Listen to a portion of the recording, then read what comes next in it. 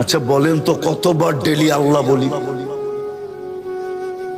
কতবার আল্লাহ বলি? এই মজমায় কেউ বলুক যে আমি ডেলি 100 বার 1000 বার আল্লাহ বলি, 200-400 বার আল্লাহ বলি। কোন যুবক বলুক যে আমি ডেলি 10 বার আল্লাহ বলি।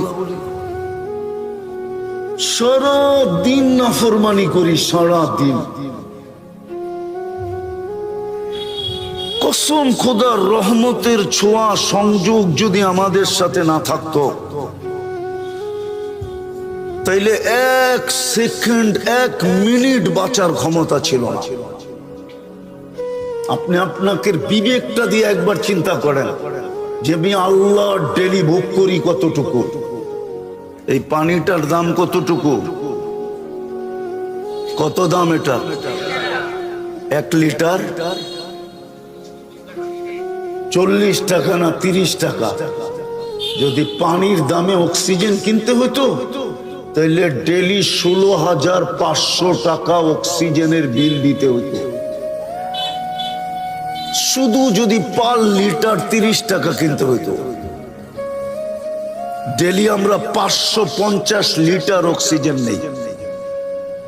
বিশ্বাস না হলে এখন নেটে সার্চ দেন আর WHO কে জিজ্ঞেস করেন যে পার হেড আমরা ডেলি অক্সিজেন কতটুকু নেই 24 ঘন্টায়।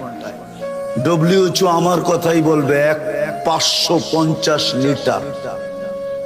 1 লিটার 30 টাকা, 550 কে 30 দিয়ে গুণ দেন, দেখেন 16,500 টাকা পার ডে দিল।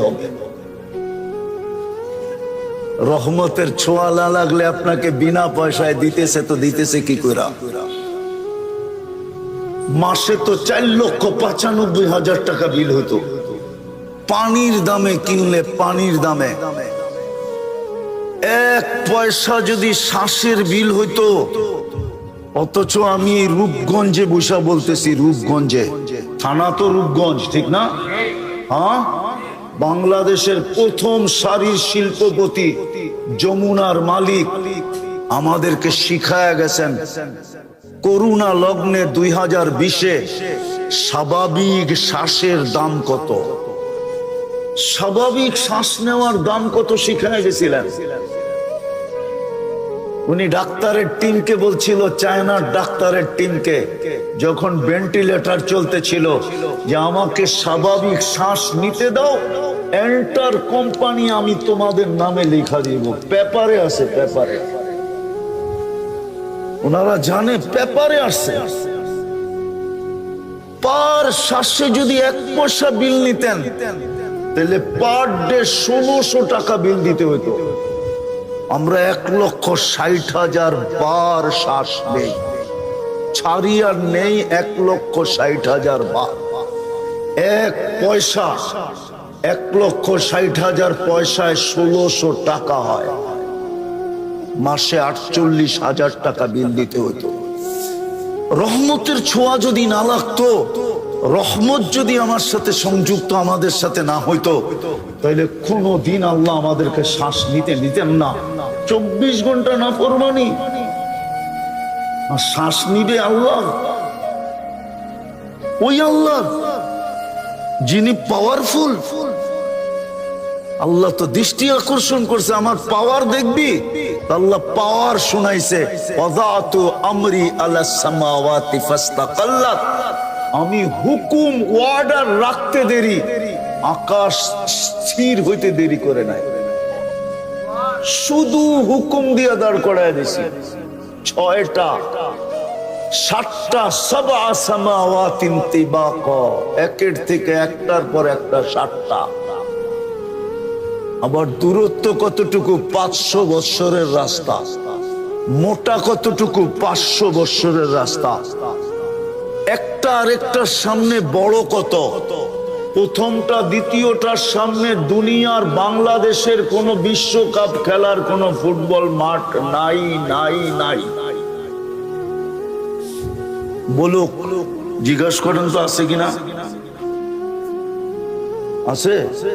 কি কয় নাই? বিশ্বকাপ খেলার কোন ফুটবল মাঠ বাংলাদেশে নাই।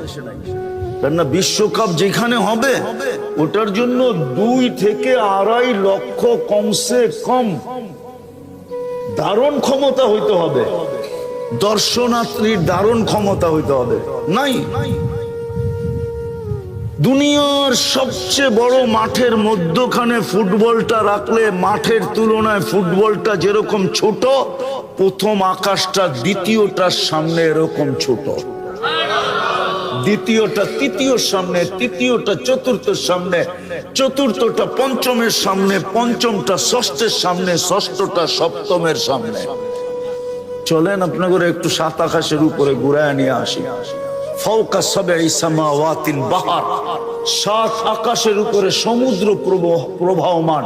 উমুকুহু কামা বাইনাস সামাই ওয়াল আরদ, আকাশ জমিনের দূরত্ব যতটুকু এতটুকু হলো সমুদ্রের গভীরতা। ফিহি সামানিয়াতু আওয়াল, এর ভিতরে 8 ফেরেশতা দাঁড়ানো। মা ওয়াসালা মা উল বাহরি ইলা রুকবাতিহিন্না, হাঁটু পর্যন্ত সমুদ্রের পানি আসে নাই।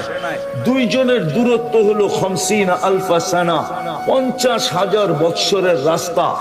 এক এক কান্দা হইল মিন শাহমাতি উদুনিহি ইলা আতিকিহি সাবু মিয়াতি আম, এক এক কান্দা হইল 700 বৎসরের রাস্তা। আলা আনাকিহিম আরশুর রহমান, এদের কাঁধে আল্লাহর আরশ।